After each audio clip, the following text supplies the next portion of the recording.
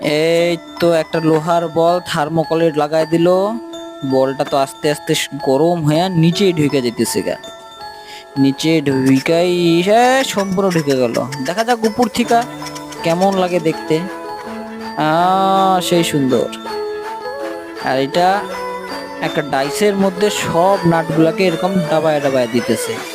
কয়টা নাট আছে? একটা, দুইটা, তিনটা, চারটা, পাঁচটা, ছয়টা, সাতটা, আটটা, নয়টা, 10টা নাট। এটা তো এস এর মতন লাগতেছে না? এটা দেখি তো কি হইলো। আরে বাপরে, তো কালার চেঞ্জ হয়ে গেল। কিরকম হয়ে গেল ফলটা? সেই সুন্দর তো কালার গুলা।